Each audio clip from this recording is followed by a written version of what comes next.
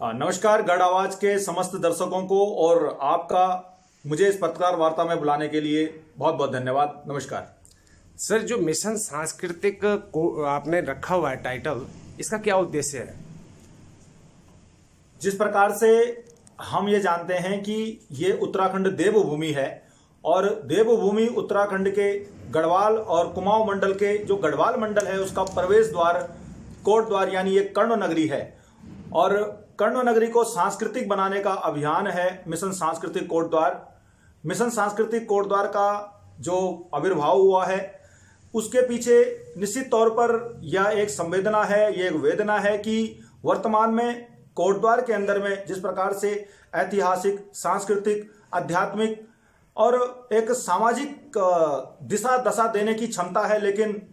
जैसा कि हम जानते हैं कि इस पूरे भारतवर्ष का नाम चक्रवर्ती सम्राट भरत के नाम पर पड़ा और विष्णु पुराण में जैसे उद्धृत है कि उत्तरम यत समुद्रस्य हिमाद्रश्चैव दक्षिणम वर्ष तद भारतम नामा भारती यत्र संतति। आप इस श्लोक के माध्यम से समझ सकते हैं कि हम जो कर्ण नगरी के यहाँ पर निवासी हैं कितने भाग्यवान हैं। लेकिन यहाँ पर बड़ा दुर्भाग्य का विषय यह है कि वर्तमान में यह कोट द्वार या कर्ण नगरी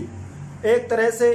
ऐसे माफिया राज के षड्यंत्र में आ गई है। राजनीतिक अस्थिरता और दलदल बन चुकी दलगत राजनीति के षड्यंत्र के कारण यहाँ का जो निवासी है, यहाँ का स्थानीय युवा है, पूर्व सैनिक है, माताएं बहनें हैं, जंगल, पर्यावरण और तमाम तरह की जो यहाँ की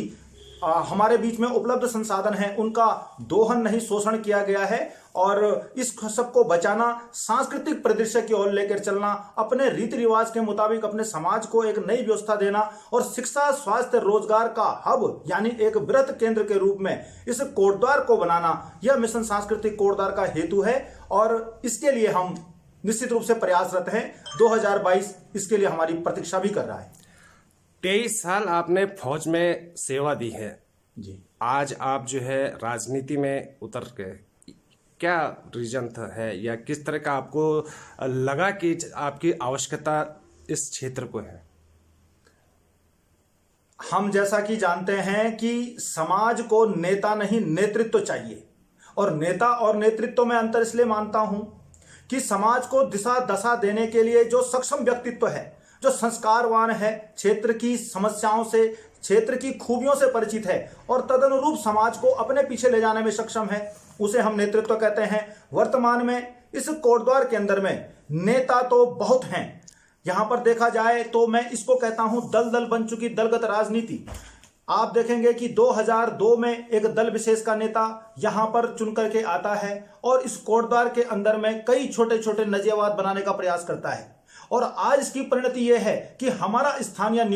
युवा और पूर्व सैनिक तो रोजगार के लिए बाहर जाने के लिए विवश है, वहीं दूसरी ओर इस दल विशेष की राजनीति के तहत यहां पर नजियाबाद, बिजनौर, धामपुर, मुरादाबाद, सहारनपुर, देवबंद, पश्चिम बंगाल, बिहार, यहां तक कि म्यांमार का एक मदरसा प्रशिक्षित यहां पर बहुत बहुतायत में भर गया है। और इसका कारण यह है कि इसके परिणाम स्वरूप कोट द्वारा एक लॉन्चिंग पैड बन गया है और इस लॉन्चिंग पैड के माध्यम से यहां से स्प्लिट होकर धीरे धीरे ये कुसंस्कारित मजहबी और जिहादी मानसिकता की आबादी हमारी देवभूमि के पहाड़ों के अंदर चली गई है। यह एक बहुत बड़ी चुनौती है। मैं एक सैनिक और एक राष्ट्रीय स्वयंसेवक संघ का प्रशिक्षित कार्यकर्ता होने के नाते जहां एक और पलायन से खाली पहाड़ों की व्यथा से व्यथित हूं, खुद मैं एक पहाड़ी हूं और उस पहाड़ की वेदना को बहुत नजदीक से देख के आया हूं कि किस प्रकार से शिक्षा, स्वास्थ्य और रोजगार के अभाव में हमारे पूर्वजों को, माता पिता को पहाड़ छोड़ करके कोटद्वार तक पहुंचना पड़ा और कोटद्वार में आज के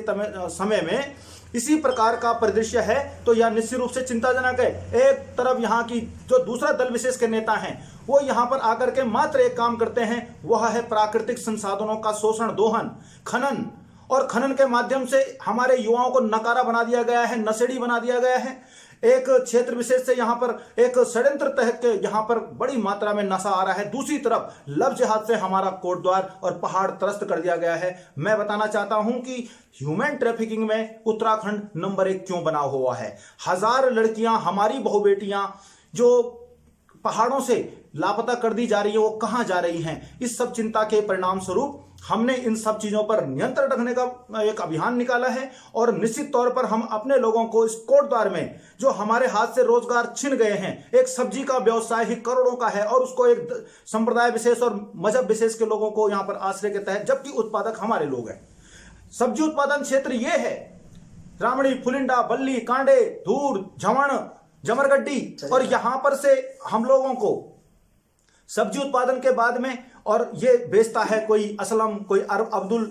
और उसके परिणाम स्वरूप नजाबाद के नाम पर जो सब्जी आ रही है उसके साथ में आ रहा है नशा, और उसके साथ में इलीगल वेपन से लेके तमाम तरह का गौमांस तक का, जी जो गौमांस तक का यहां पर कारोबार हो रहा है। और गाड़ी घाट एक पर्टिकुलर समुदाय विशेष के वोट बैंक के तरह तौर पर बसाए हुए एक दल विशेष के नेता ने आज के समय में कोटद्वार के लिए सिरदर्द पैदा कर दिया है। आप थाने में जाके देखिए, बहुत सारी एफआईआर, बहुत सारे अभियुक्त, बहुत सारी इलीगल गतिविधियों के अंदर ऐसे लोगों को यहां पर संलिप्त होते देखा जा सकता है। तो यह बहुत चिंता की बात है। तो हम इस विषय में सोच रहे हैं कि कोटद्वार को किस प्रकार से इन सब समस्याओं से मुक्त करके सांस्कृतिक पथ की ओर ले जाया जाए, उसके लिए मैं प्रयासरत हूं।